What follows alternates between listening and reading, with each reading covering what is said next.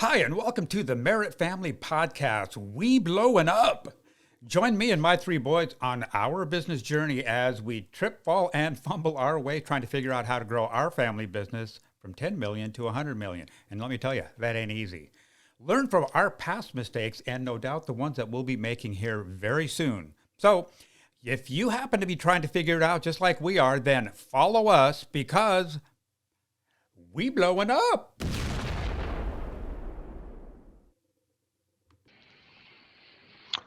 Okay, so I would like to start by saying, and this is always interesting, what are we going to talk about today? Because, here we are. We have begun the recording, and as usual, I have no idea what we're going to be talking about today. So go ahead, you guys throw it out there. Let's see what we got. Well, let's just kick it off with what just happened right before we hit record.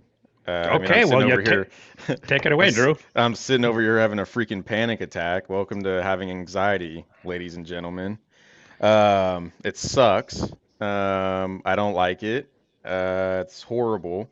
Out of nowhere, hey, day's going great, and guess what? Now I'm sitting here, my heart is pounding out of my chest for no reason. Day's going great, but this is how we started our, what is this, third episode? Yep, episode 3. So here we are, gutting it out. Hey, that's keeping it real.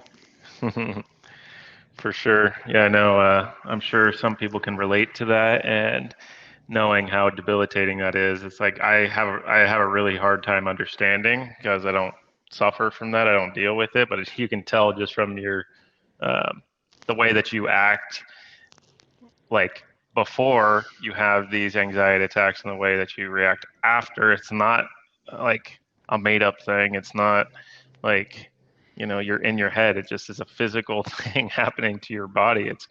It's crazy. I mean, you saw me when we went to, what was it, Sunsplash or whatever that was, like Raging Waters. That's what it was. Yeah. And I'm literally walking up. It's a great day. I was having an amazing time. I walk up, I get in line, and I'm like, I think I need to go to the hospital. I think I'm dying right now. Literally, I'm dying. My heart's pounding. You have this like feeling of dread, all this. You're trying to crawl out of your body, but you can't. And that was before I even really knew like how to deal with this or like what you need to do when it happens. Mm-hmm. And so just finding any way possible to get your breathing under control and get out of your head. And dude, it will do things literally like my feet are numb or my pinky is numb or I have chest pain, and it's like every single time that this happens, it's not a serious thing. It's literally 100% anxiety, and it just goes away. But you have to just gut it out until it goes away. Drew, have you ever had that happen? Let's say when you're on a customer support call or doing something business related? Dad, when we used to work in the office, this was like, remember when I was first just realizing that I had anxiety? I was maybe like 23 or something. I was on a customer service call, and all of a sudden I just like something came over my body where I'm like, I feel like I'm about to fall over. My heart's racing. My feet and hands are sweating. You have that feeling of dread. And so like I was on this customer support call, and all of a sudden it hit me, and then I literally like was about to fall out of my chair, it felt like, and I had to tell the customer like out of nowhere. I was just like, hey, I need to put you on hold. And they're like, okay. And then that's when I walked into your office and I literally laid on the floor. I'm on the floor on my back. Like, Dad, I don't know what's going on, but something's not right. And I didn't know what it was. Mm-hmm. That's when we went to the emergency room, as I recall. I'm over at the emergency room, just like, I don't know what's going on. And before you know it, they're like, oh yeah, you have anxiety. And I'm like, well, my doctor's like, well, yeah, you should go see a counselor. I'm like, okay, I go see a counselor. They're like, I can't help you. You just have like a generalized anxiety disorder problem, whatever you want to call it, where out of nowhere you're living your life and then you just deal with like a panic attack or whatever. Mm-hmm. Yeah. So.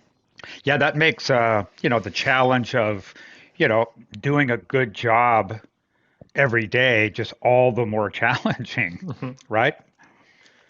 Yeah, I can tell you that much. It definitely doesn't make my life easier, especially it depends what day you wake up. One day you wake up and you're like, man, today's just great. And then another day you wake up and you're like, oh man, I'm having all this anxiety for literally no reason. I'm in the comfort of my own home. I've been drinking water, eating broccoli, eating my spinach smoothies, you know? Yeah, yeah. And what do you know?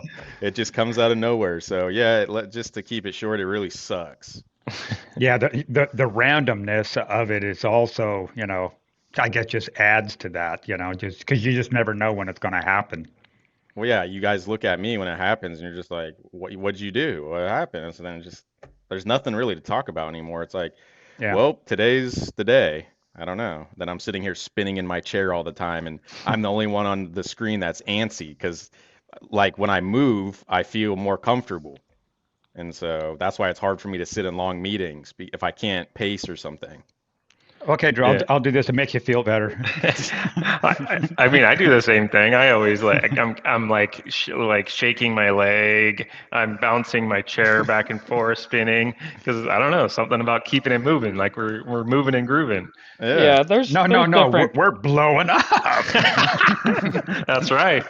Yeah, there's like it's just fidgeting at least that, so not saying from Drew's perspective, I'm just saying like I do that all day long, bouncing my leg up and down and all that. Some people are fidgeters, and you actually burn more calories actually like just fidget, you fidget, and you actually end up just like burning calories sitting in your seat, or more calories. You naturally burn calories just by breathing or whatever. You're just basal metabolic rate, but you're Oh, You're what? you're what, right? yeah, just like yeah, so Dr. just Dustin. Yeah. yeah, but bouncing of the leg and fidgeting and picking your finger, doing all this little stuff is just some people have more fidgeting tendencies than others. Yeah. So Some people, I yeah, always wonder, I'm like, am I making them nervous? Because, like, for example, on a lot of these meetings, the best way for me to pay attention is if I get up and I start pacing. But when people start seeing me pacing, they're like, dude, you're making me nervous. And I wonder why when I look at my step counter, I haven't even gone outside yet and I have 10,000 steps plus. And it's like, dang, dude, you must be doing a whole lot of walking inside. well, Yeah, you're yeah, probably wearing the carpet out. yeah. The person below is probably like, stop. So, yeah, just bringing that all back around. That's a quick glimpse before we hit even record right away on here. So, But guess what? You didn't not hit record. So I think that's one big takeaway is like, obviously if you got mental health stuff, you got to deal with that in the proper channels. But like if you feel uncomfortable, you don't want to do it, well, just hit the record button anyways. Just make that piece of content. Just make that cold call. Just like yesterday or the day before, I really did not want to go on that meeting, fly out to Denver and do this presentation in like 100 people. And I really didn't want to travel. I really didn't want to do that presentation. And then it's like, all right, I'm just doing it anyways. Just go, and then just see what happens and evaluate the thing later and see if it was worth it and if you should do it again.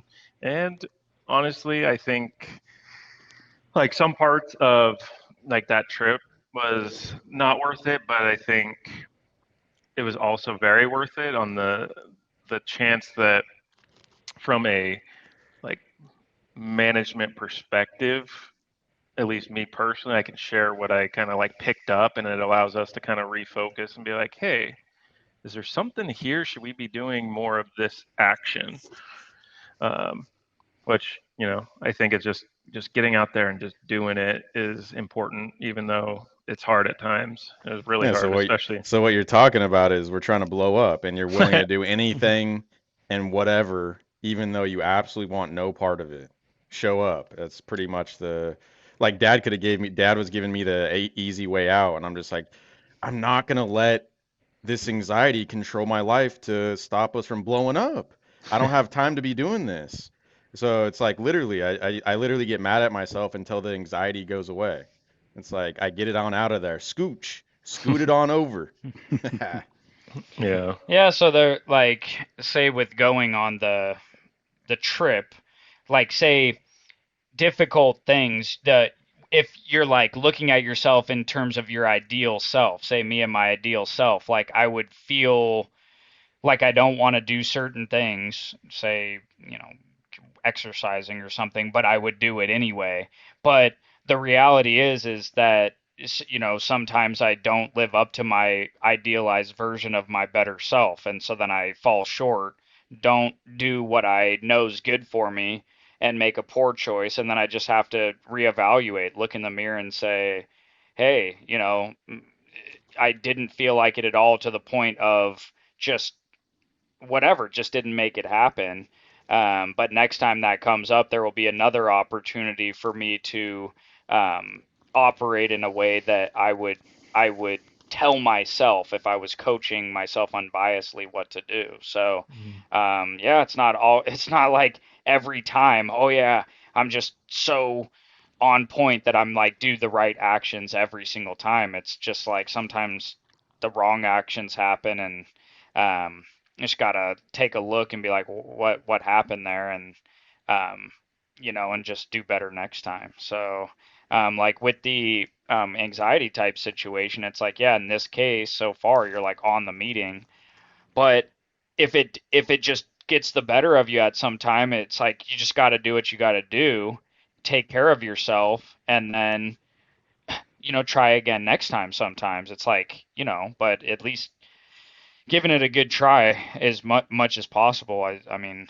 that's definitely a good thing. So not always easy because like just the resistance of life. It's like just so much resistance, so many reasons to just not do whatever it is or excuses to make or whatever.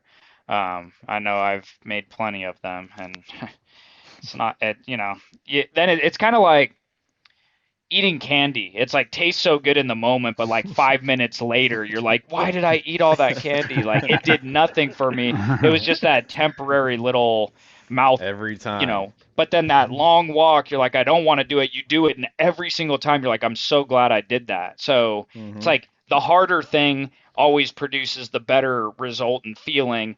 The worst thing always that's temporary pleasure, quick pleasure, always leaves you with it like feeling like, oh, just that bad feeling of emptiness and regret.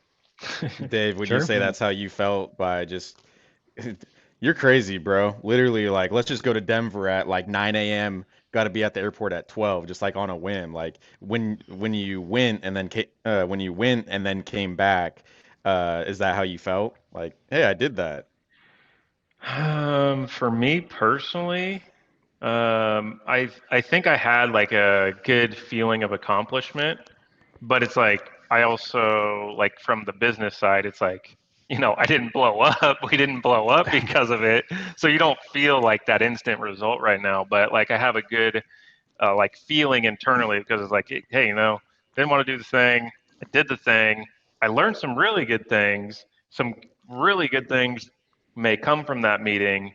So like my overall vibe is like, yeah, that was good. That was solid.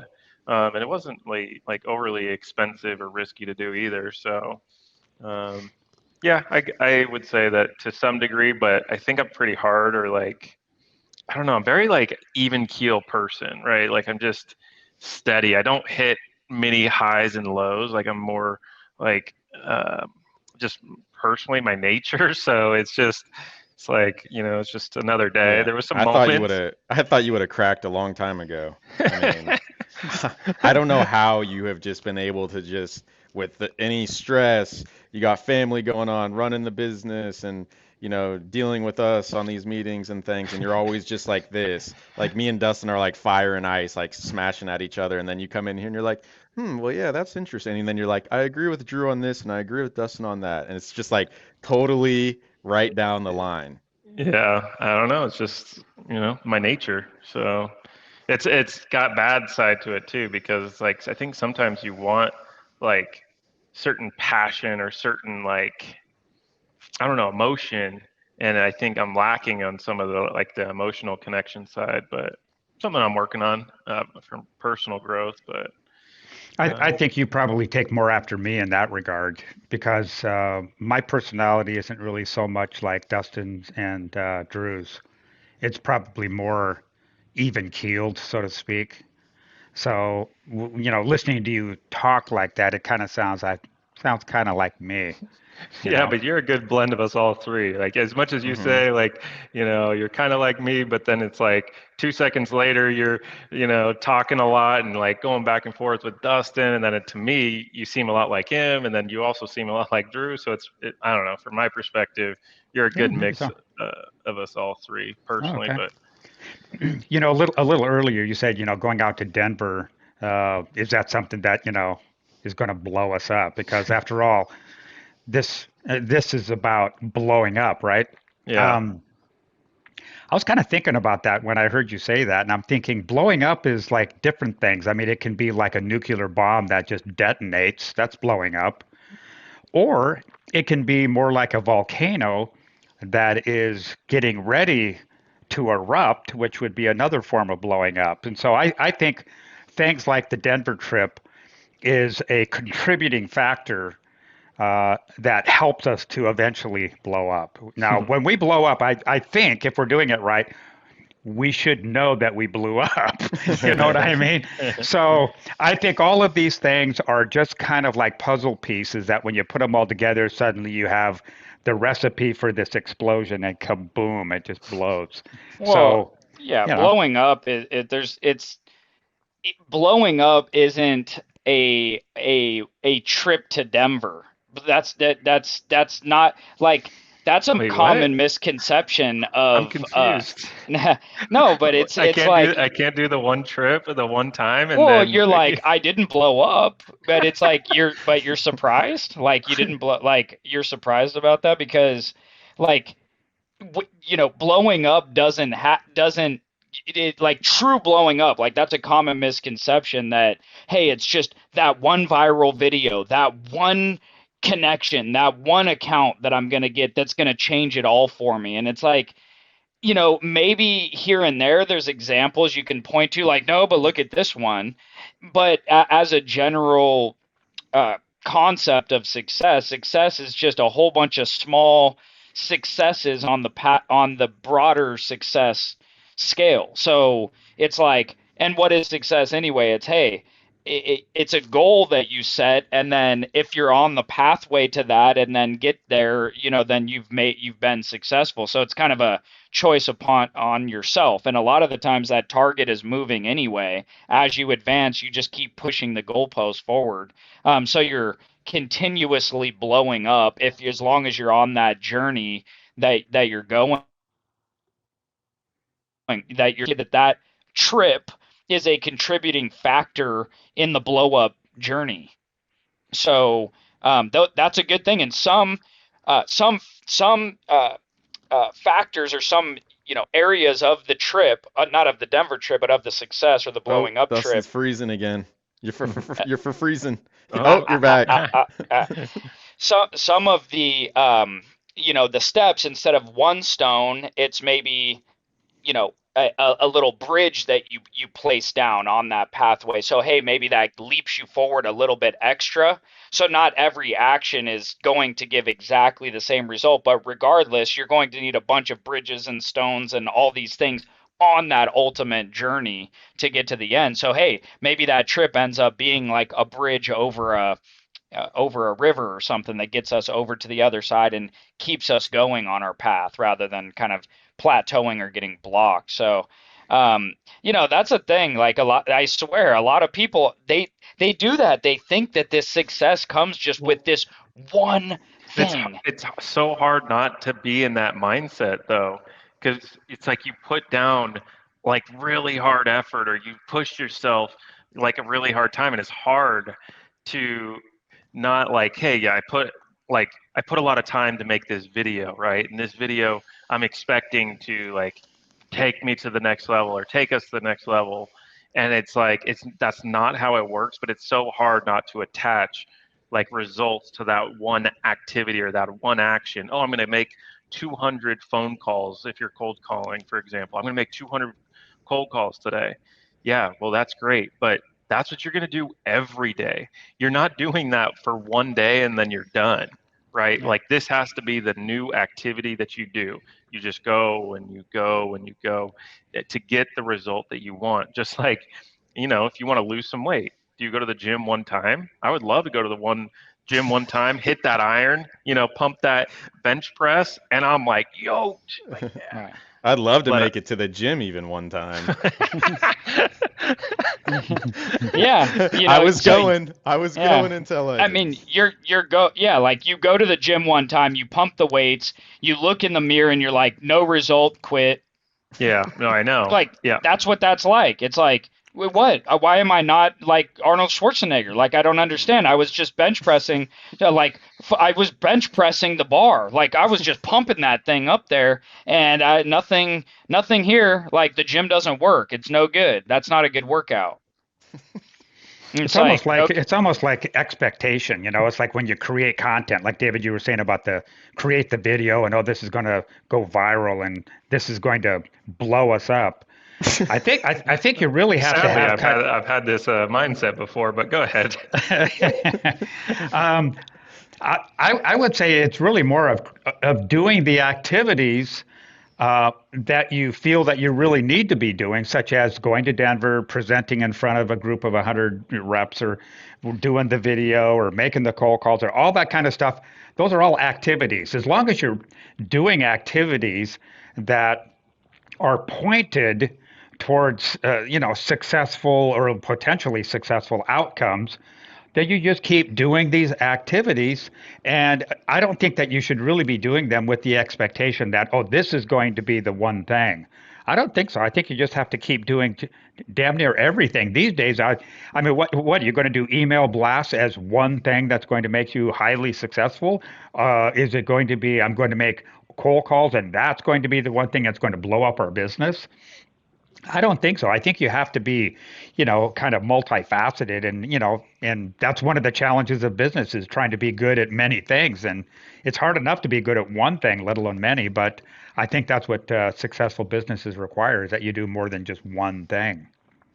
Yeah, I mean, that the basic analogy is always the workout one. It's the easiest one to kind of grasp, I think, and it's like, just think in your mind. If somebody sits at home on the couch, drinking beer, eating candy, playing video games daily, what do you think they're probably going to look like? If that same person goes to the gym every single day, 1 hour, runs on the treadmill, lifting weights without fail, every single day, without seeing the person, what do you think they probably will look like, each of them, after 1 year, 2 year, 3 years of doing that?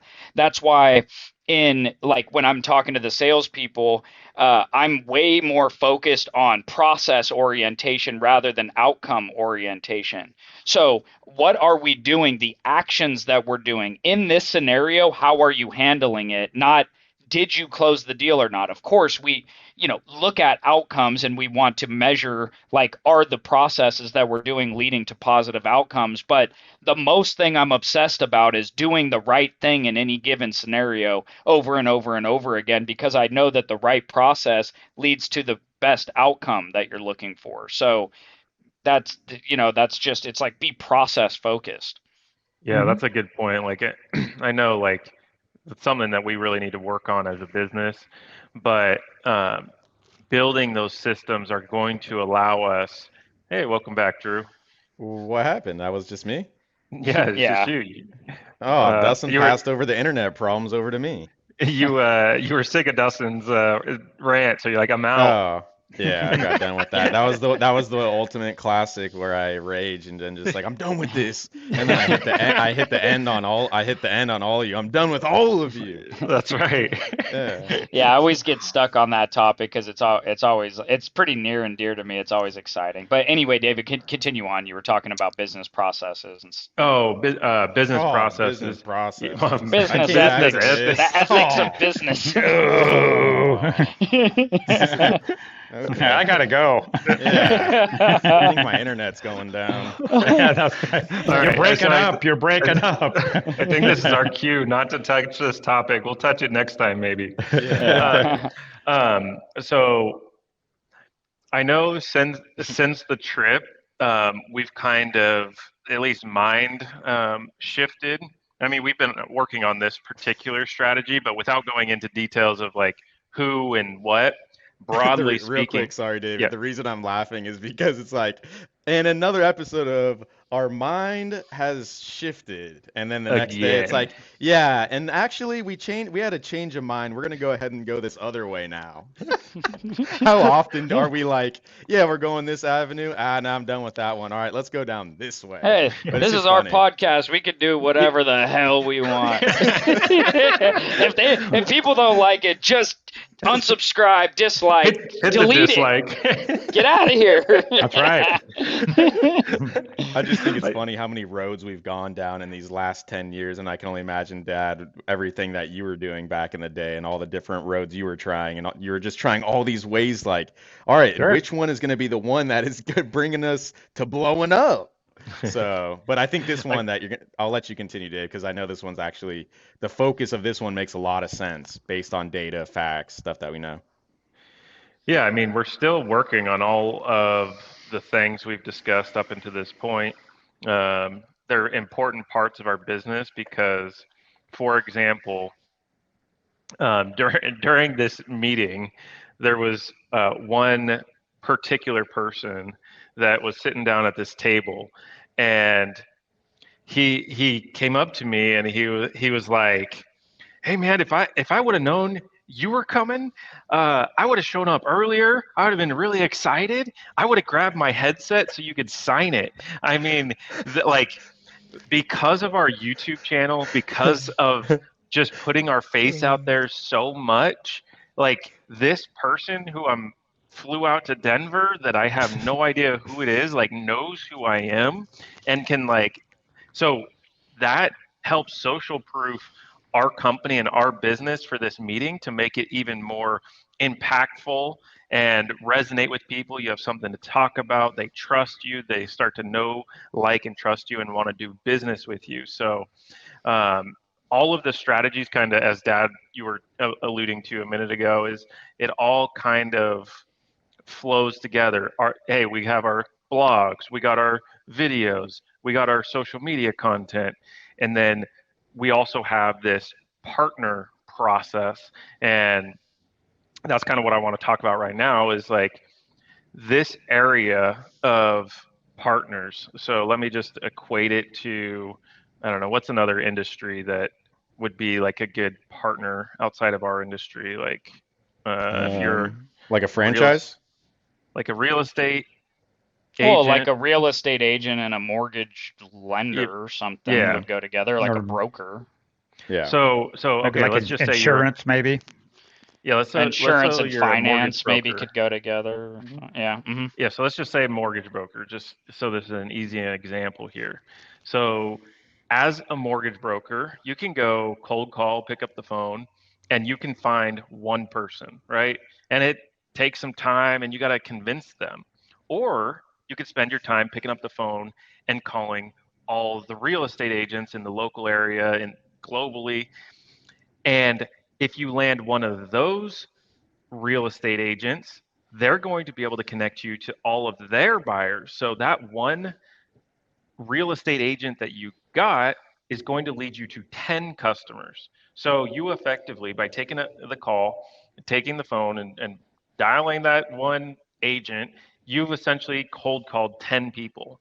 Now you've landed 10 of them. That's like cold calling 100 people. So it exponentially increases your impact if you use a partner who's already working with your ideal customer.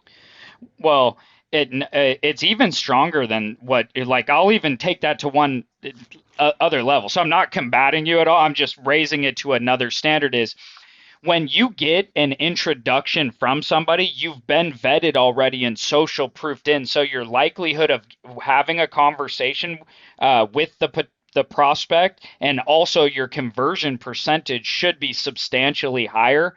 Not only that, but it's not that you tap into their 10 customers. You tap into their 10 customers plus all of the ongoing customers that they ever may have as long as they're working with you.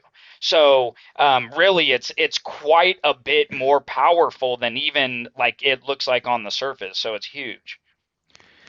Yeah, so I think the main message there to somebody who's not working with partners is try to find somebody who, like some industry or some group who is selling to your ideal like customer, and finding a way to work with them, whether that's an incentive through a referral commission, or if you have lead for lead type thing, or some type of an arrangement that works for that partnership in order to provide even more value to the customer while also like building these relationships, is an area that everybody should be looking into, I think. Well, and I forgot, I didn't even touch on that. And there's more. Yes, there's more. Wait, there's more. Oh, wait, there's more. For a limited time while supplies last. Okay. So, if you're the lender, the broker, and you make contact with the real estate agent, they may have another network that you could tap into of other real estate agents. So then that you can get one that maybe leads to 10 and that exponential and all that. So that's even another avenue to tap into, like how we're talking about, hey, we have partners in our business, but then we can leverage our partners to tap into their network of other partners of ours. So Wait, there's more. huge. Oh, there's more. There's more. Uh-oh. Let's hear it. Okay, what about that real estate person that you cold called and you're doing business with now, and the real estate person changes their allegiance from one real estate company to a completely different one. So they move to a different real estate company, and now they're exposed to a whole nother subset of fellow real estate people. And they all talk among themselves. So they're saying, "Hey, do you have a good mortgage banker that you work with, or who do you work with? Because I'm looking for a new one. I don't like the one that I've been using. I'm looking to replace them."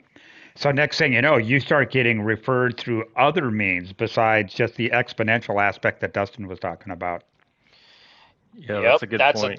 Yeah, it is a good point. That's because it's like, if they're in the industry, they might be in one company. Maybe they don't even work with you, but then they go to another company and they can start working with you, and then you tap into that company. So yeah, the relationships are huge because, like a lot of times, yeah, people will move careers, like they'll just get into something entirely different. But a lot of the times, once people get a little bit, they find something in their career where they're good at it, or they take a like, they stick with it or similar things. So Sure. You can start to tap it because that's your experience. You build up your experience. You're good at Sure. it. You like it. You have a network. It's easier for you. Well, it's even kind of along the lines of when I was selling to the state of California. And, you make those relationships, and then people leave, agency X and they go to agency Y. Well, maybe I'm not doing business with agency Y, but because I have a contact that's in a position of influence that is now in agency Y, all of a sudden now that agency opens up to me because I have somebody that I know that's on the inside. So certainly makes getting in there a whole lot easier. So really, it's all about relationships. And I think we were talking about this either this morning. I think it was this morning or yesterday. I don't remember which. I'm losing track of time. But we're talking about the importance and the value of establishing relationships rather than just simply keeping everything strictly business oriented. That's one of those lessons that you've been trying to teach us for years, Dad. The many lessons that you teach us. And then we go like this, and then we don't do it, and then 10 years later we come back and go, all right, Dad, I'll give you some credit there. I think you were right the whole time. You're like, I've been saying this for years. Years. Yeah, 10 years ago when I started telling you guys all about that, right about up here, I had a heck of a lot more hair. And because every time that you guys just start giving me all that pushback, I just start pulling more and more and more out of it. Now, God, you guys, I mean, I'm wearing a hat. Why? Because I'm mostly freaking bald. Why am I almost bald? It's because of one, two, three. You guys. Oh, you know? I like how You you know? switched that back on us, because on the last episode I was blaming it on you. Now, Oh I no. guess At last I checked, you traded that hair that you were pulling out for dollar bills, though. So what would you rather have? Oh, Oh, I don't know about all that. Yeah, a lot Okay, of but people would but trade the dollar bills back for the hair if you could turn back the time, right? that's exactly right. That's like when I go to the barber, I say a little bit off the side and a little more on top. But I digress. Yeah. So anyway, such as it Yeah, is. so this hits home with me. So relational versus transactional. I think that's what Sure. we're talking about, right? Yeah, it So is. yeah, and I am what do you call that? What do you call that? Guilty? Do what? you You're call that guilty? transactional? You're Yeah, guilty transactional, huh? of being extremely transactional in business. So that's what I've done for years is like what they'll say to me is this. They'll say very fast, helpful, knowledgeable, but never like my buddy. That it's Mhm. very fast, knowledgeable, helpful. So all good things, Personable. but it's not like, oh, that's my friend, that's my trust, like I like hanging out or talking, or there's no relation. It's just like I can call there and know they're going to answer my questions, process my transaction, get the shipping quickly, and do it well. But it's not. That's the only memorable part about the scenario. So this is, you know, this whole way of thinking is stretching me to be like relational. Actually, hey, oh, you have kids, and how old are they? Like, how is that? Yeah, I mean, just listen to yourself. You just asking that question. It looked like it was like you were struggling to even ask that question. Oh, how old are they? Yeah. It's like, I mean, come on, that's a simple question. It's like, oh, you have kids. How old are your kids? For Yeah. God's sakes. Right. I know, and because I'm thinking I've got 150 emails, the phone is ringing, like I have a quota order, or I've got to just like get to this and meet my deadlines and all that, but I really do like. I think okay, so yes, like the relational versus transactional, it's clear. Like you know, like David, what you said, people do business with people that they know, like, and trust. Like, Yeah. you want to just do business with your friends, have a good time, do good business, all that kind of stuff. You like the people. Obviously, it has to be trust and all that, but you want to like the people you do business with. Hey, I just like this person. I'll send a referral. I'll buy from you just because I like you. But I think there's a time. There's the nuance of, I think relational is important, but I think having transactional abilities in your toolkit is still important because 100%. yeah, you can't just be so relational with everybody. That's too many people. I don't think that's really what we're really even saying here. Because the truth of the matter is, some people that you'll be doing business with, they want no part of all that personal stuff. They're calling you for a very specific purpose. I need the information. I need to get this thing done. Help me get that done. And I'm busy. I got to keep moving on. But that's where being able to read who it is that you're dealing with plays into all of this. So if you start getting, you're having this conversation and you get that spider sense that this is somebody that just wants to get this thing done, well, you just get it done and move on. But there's other people that aren't cut out of that mold. Some of the other people, they want to know a little bit more about your company, and they start asking these other things. You start getting this feeling that they're more interested to know a little bit more. So a lot of the times that'll open up the door for you to be able to share a little more, ask a little more, learn a little more, and then after a little while, they kind of get to like you a little better. And then when the time comes for them to reorder, they're going to come back to the people that they know, like, and trust. So the people that are more transaction oriented, maybe they'll come back and maybe they won't. There's no relationship there. Yeah, I know from personal experience seeing what you've accomplished in your career, Dad. It's like you build these really loyal customers. Hey, like I want to do business with you, but like with the state of California, for example, they got to go out to bid. But it's like they always like try to help you out in some way. They let you know little extra information, or Mm-hmm. if they don't Mm-hmm. have to go to bid, then they funnel the business to you, or they send you that person over here in this other department. They'll send you that referral. And Mm-hmm. there's people that'll like fight their internal team just to help get you the deal because of the relationship that you built with them. Sure. I remember Yeah. that there was this insurance company in the Sacramento area, for example, kind of along those lines. Um, I had kind of a long-standing relationship with them, and in all fairness, I think I did a pretty good job in there. To provide the products and the support and all of that other stuff. Pretty high level stuff. Um, then they got bought out by another company, and the other company was wanting to use their vendors. And so this is one of the companies that ended up keeping two vendors, only two out of all the vendors that they used in this company. Pretty good sized company. And fortunately, I was one of them. So that was kind of gratifying. So yeah, it takes a little bit more, work. But at the same time, I mean, if you're thinking more in the long term rather than in the short term, it's an investment that really pays off. So Hmm.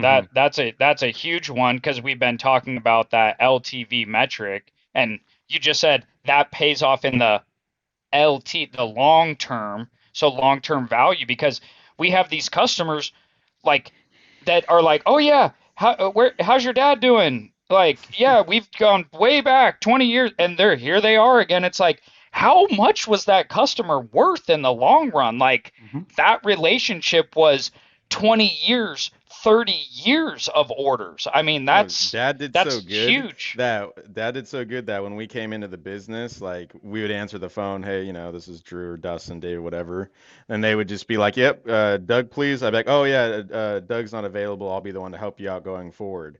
Nope, I only work with Doug. And it's like, I wish he could come help you, but I'm sorry, you get the second best, his son. I mean, Dad, hey, Dad, when did you stop like actively selling? 2016. 2016. So that's 6 years ago. Hmm. Literally got an email in August of this year with somebody who wanted to do business with you specifically. Like 6 years later, like they're asking, like, oh yeah, I work with Doug, blah blah blah, and they want something because of that relationship 6 years ago.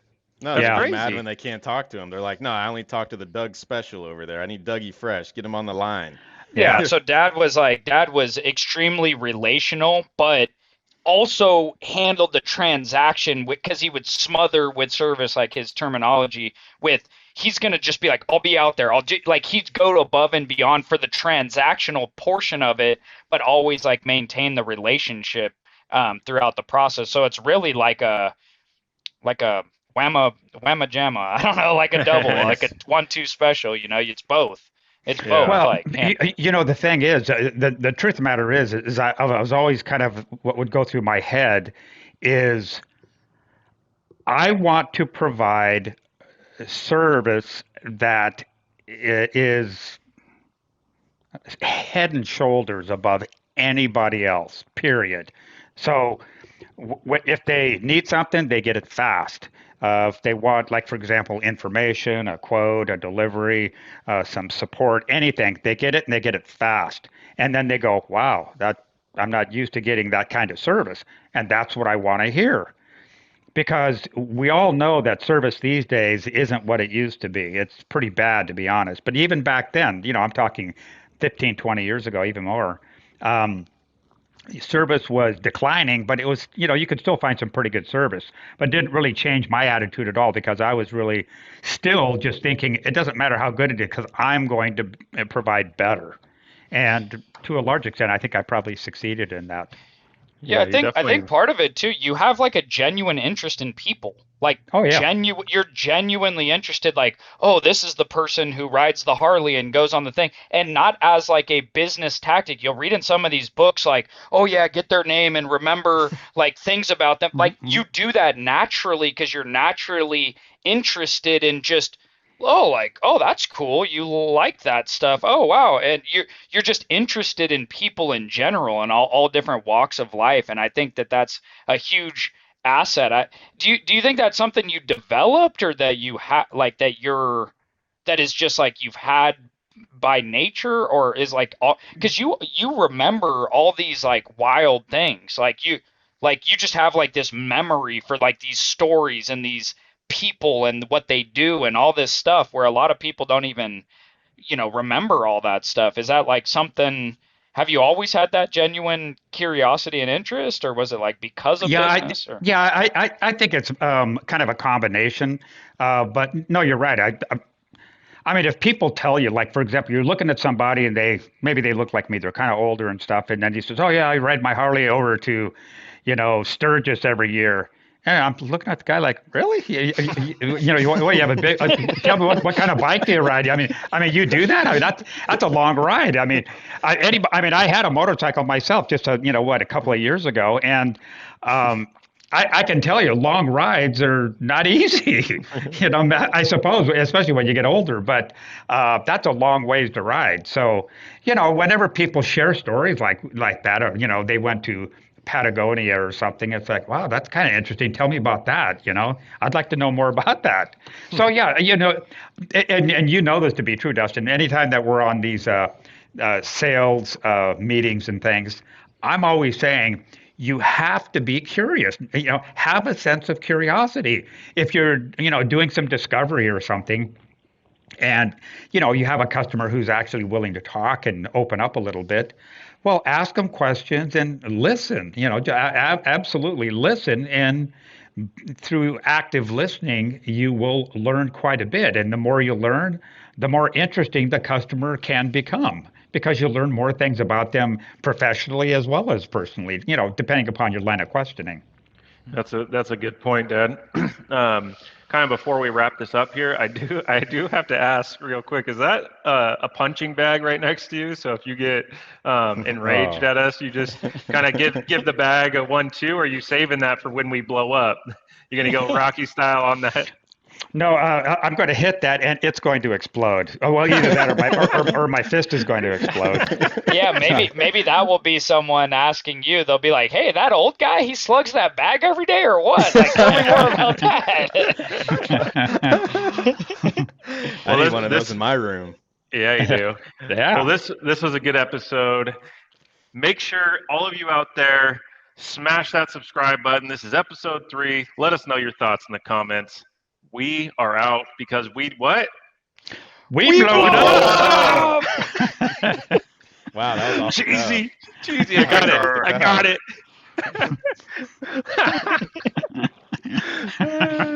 Thanks a lot for joining us on this episode of the We Blowing Up podcast, where me and my family are on the pursuit to blowing up our small family-owned business and taking you along for the journey. Make sure you're subscribed so you don't miss out on future episodes wherever you are listening or watching. Thanks a lot, and we'll see you on the next one.